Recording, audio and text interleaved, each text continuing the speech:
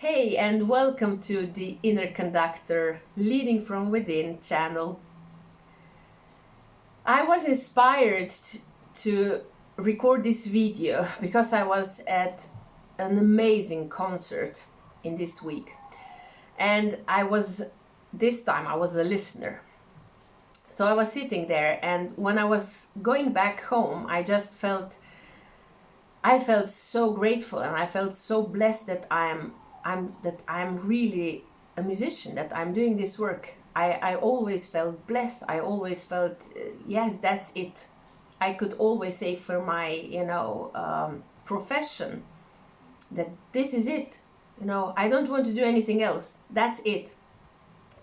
But when I think a little bit deeper, when I think a little bit further, I ask myself a question: what do you think this is? And then I just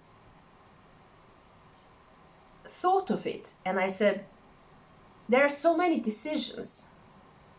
There were so many decisions on this way.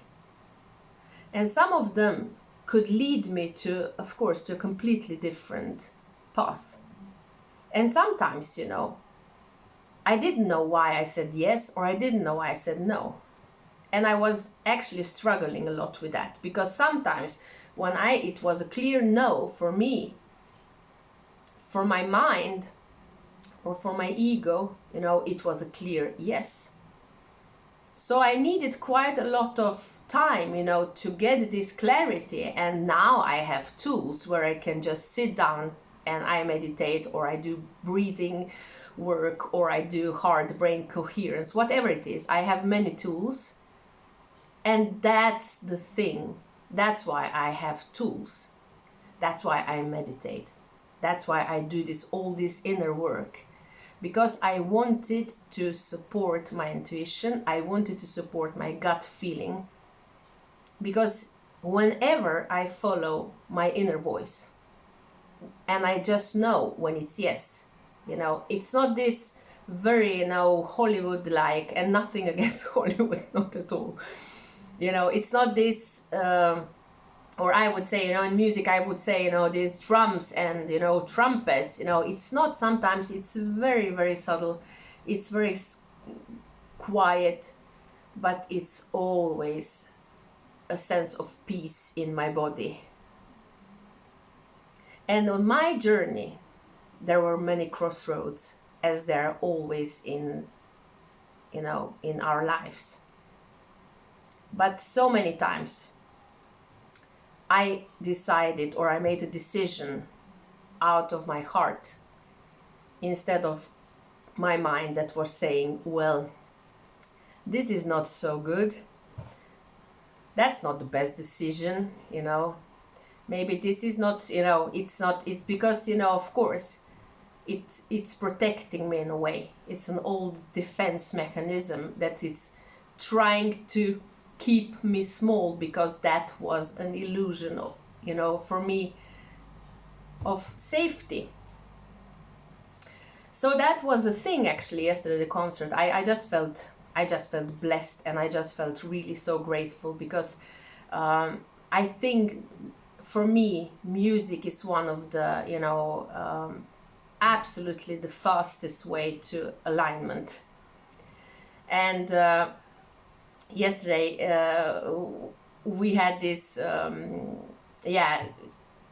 my kids, if you would ask my kids, what do I usually listen in the morning? So I have this ritual that is supportive to me. So I meditate. That's the first thing that I do. And then I actually, so many times, I just switch on the classical music on the radio. And I still listen to Swedish classical music, classical channel. It's called P2. So to all my friends in Sweden, if you listen to this, hey, hello. And then at some point, it's just in the background many times, but there are moments where I just sit, and I'm really finding, this spot of presence, of silence, of either comfort or joy or whatever it is. So that's the message for me today, for you today.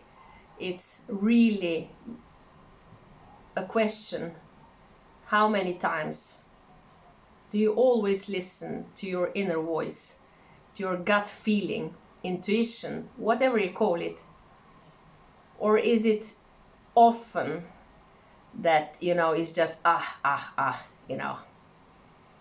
maybe it's just some thought for you to observe, and maybe to support yourself to make some decision today where it's a clear yes for your soul,